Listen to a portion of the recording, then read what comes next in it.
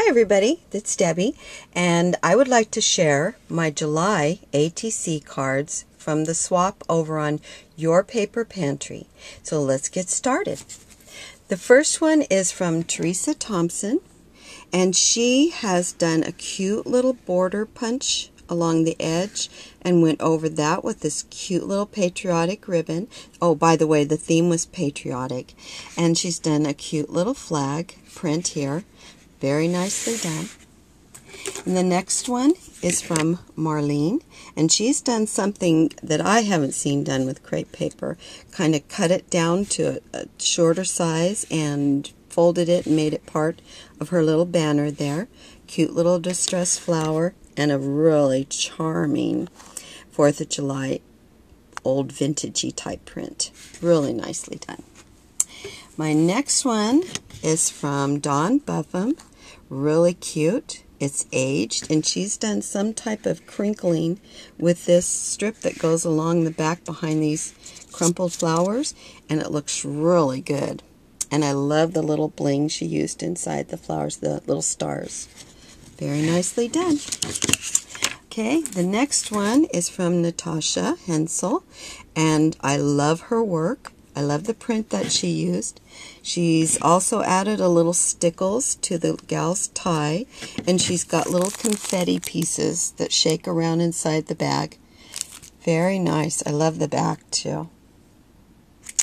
Okay, the next one.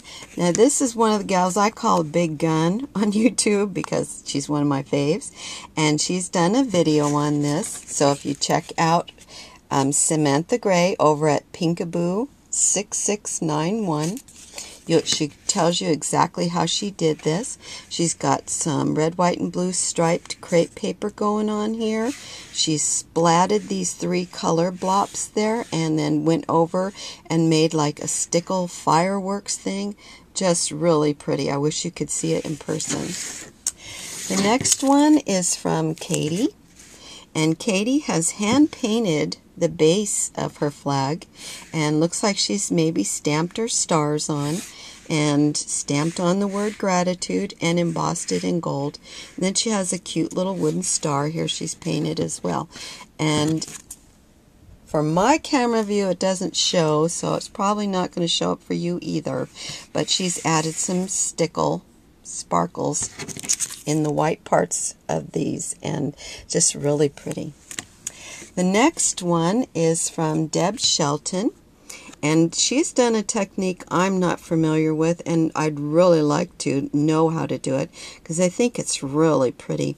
Somehow she's embossed not only her image but her background paper and gotten gold to stick in on the lines and such, and it's just really elegant and rich looking.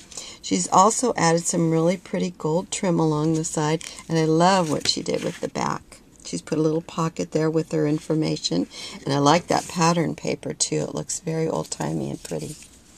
The next and last one of the July swap is mine, and I've done texturizing of all these little strips and then paper pieced it together for my background. I've laced these letters on red crochet thread, which I have threaded through the corrugation on the cardboard. And then I went through one more time, and then I glued little stars to the top so it looks like they're exploding. The image reminded me of the black and white movies where the gals dressed up in men's clothing, and they're always oversized and cute, and I like the bob, and my grandpa was in the Navy, so it struck a chord with me. So I found this print in a magazine and copied it and put it on my little ATCs. The rose is the Tim Holtz rose, only done with a small punch, and the leaves took on like a velvet appearance after. It's the die cuts with a view white core cardstock, and so after I crumpled it up and hit it with Tim Holtz Distress ink in peeled paint, it took on kind of a velvet look, which I thought was kind of cool. Okay, and that's enough for that. And the next one is last month I showed I made a matchbox style ATC, and it was spun off of this one I made back in 1906. This is stamped, the word smile. I drew on the little flower above the eye and colored in the letters. These are punched flowers, and I drew on the little vine that they rest on. And then inside, so it says, smile. What if the hokey pokey is what it's all about? So I just thought I'd throw that one in there. It's kind of fun. Okay. Roxy Fur showed this on YouTube this morning, and my email has been going crazy ever since. I've got tons of questions and tons of subscribers. So let me show you a little bit about what this is. This is the corset that Roxy showed this morning. I sent her one because I had an extra one.